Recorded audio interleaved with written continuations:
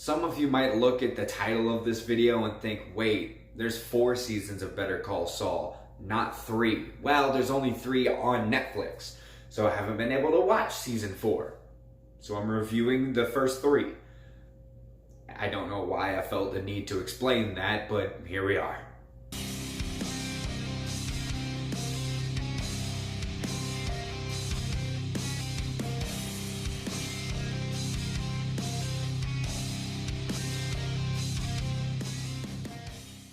Better Call Saul is the whoa.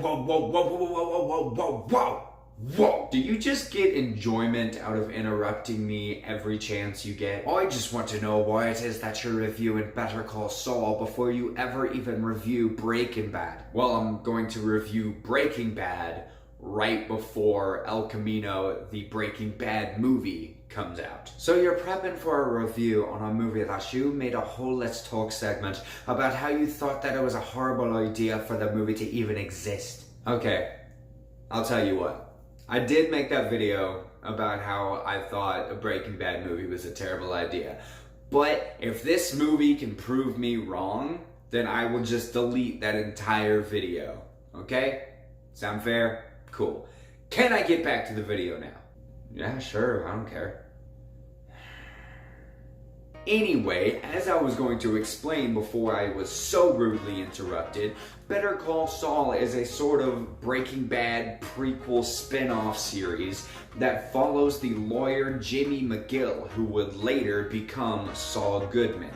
And we see him go from just this regular low-level lawyer that you get if you can't afford a regular lawyer to seeing him become the quote-unquote criminal lawyer of Saul Goodman as we know him today.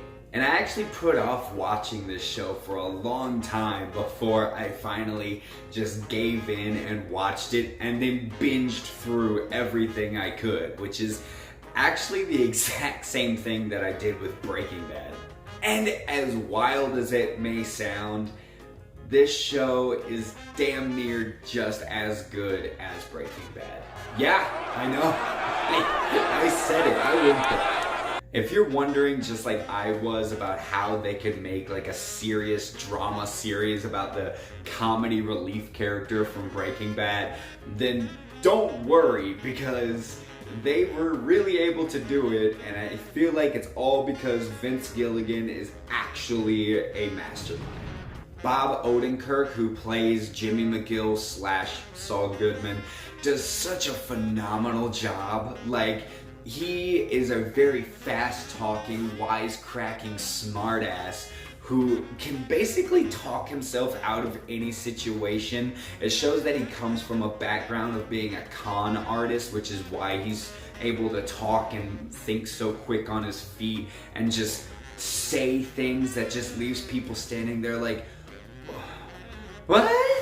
And whenever it does these sequences of him just flying off at the mouth, it's really crazy to watch, because even if you as an audience member knows that he's full of crap, by the end of his big long monologue or spiel, you're even sitting there going, yeah, I get it, yeah, that makes sense.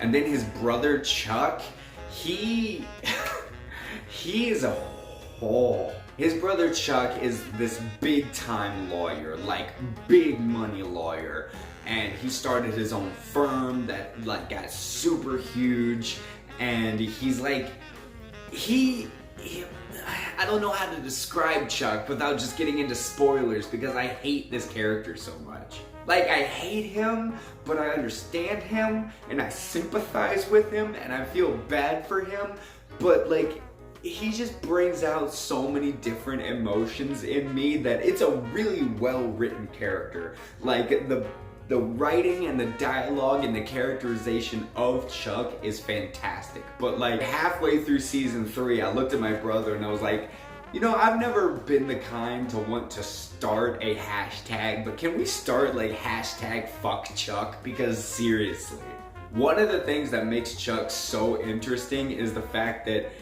I don't even know what kind of technobabble name they give it, but they essentially have it to where he thinks that he has like this hypersensitivity to electricity. So like he has nothing electric in his house. He can't go outside. He wraps himself in space blankets. And I thought that was such a weird thing to make for the character, but it actually adds a lot of like suspense to his character. Like when something is happening, it's like, oh, I know that this isn't real, but like this guy is going through a lot because of this. And all of the other characters are just fantastic too. There's Kim Wexler, who is like, I think at the beginning they like insinuate that either she and Jimmy are like really good friends, or they, you know, they have feelings for each other, but they don't want to do anything about it, like that sort of thing. And as the show goes on, you see that she is like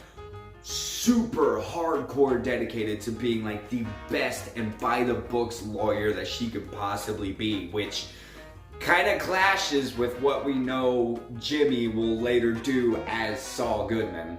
And then there's Howard, who is just the biggest douchebag in the world. But even still, the character arcs in this show are so amazing that you find yourself siding with Howard at some points, even when you thought that you never could.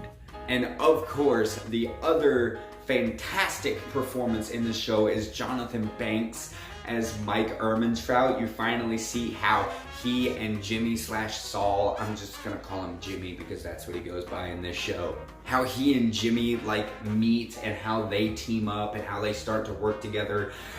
And while I loved Mike in Breaking Bad, he gives some of the best performance in this show, not in Breaking Bad. Because there's this episode that goes into Mike's backstory, and Johnathan Banks just rips my heart out with this monologue he gives near the end of the episode. And it is just, whew, I almost cried sitting right next to my brother. Like, it is it's a tough episode to watch, and he delivers it so fantastically.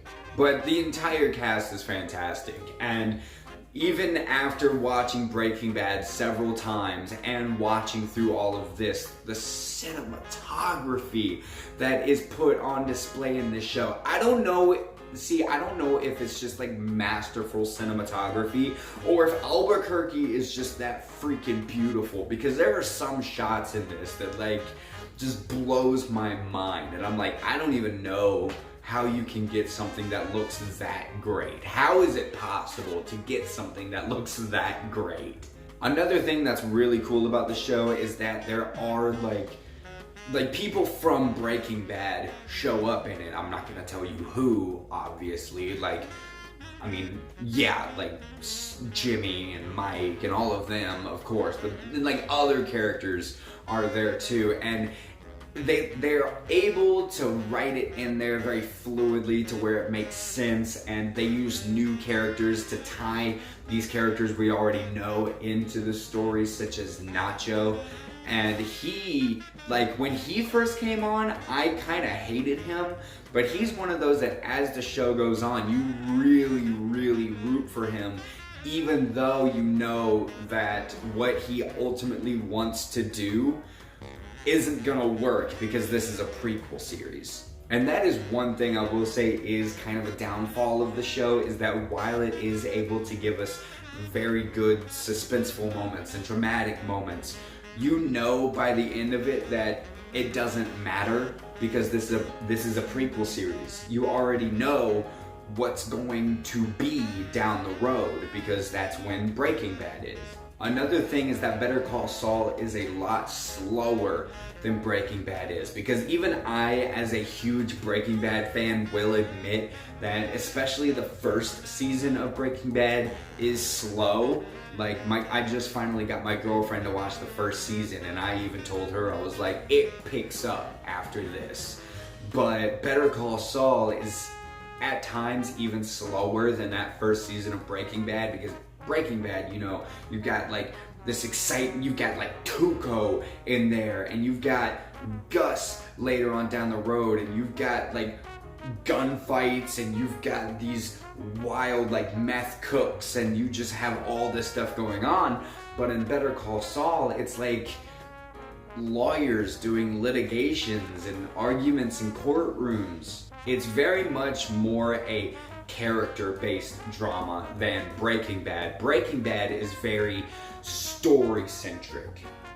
Better Call Saul is very character-centric. I don't know if that makes any sense whatsoever, but it did to me, so I'm gonna hope that you understood anything that I just said. There's also this weird continuity error where Mike's granddaughter is like the same age in this show that she is in Breaking Bad, even though Better Call Saul takes place 6 years before Breaking Bad. It's nothing major, but it's definitely noteworthy.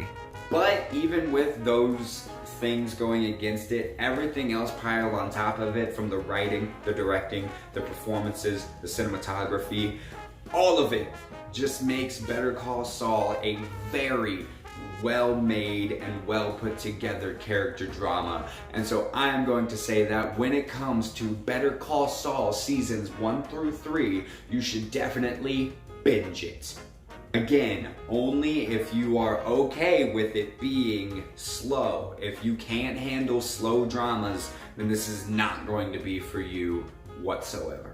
So guys, have you seen the first 3 seasons of Better Call Saul? If you have, let me know down in the comments what you thought about it.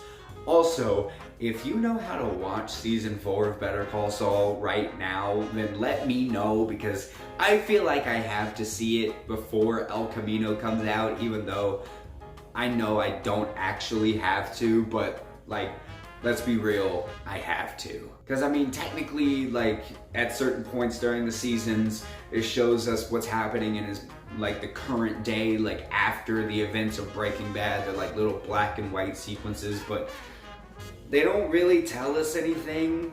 But I'm hoping that maybe it'll tell me something at all. Like, if he's, I don't even know if he's gonna be in El Camino. I feel like he's probably gonna be in it, but yeah, he's gonna be in it. If he's not, I'm gonna cry. Okay, anyway, that's enough blabbering for me. Go ahead and check out my social media. The links to all of that will be down in the description. But before you do that, go ahead and hit the like and the subscribe so that I can see you guys next time.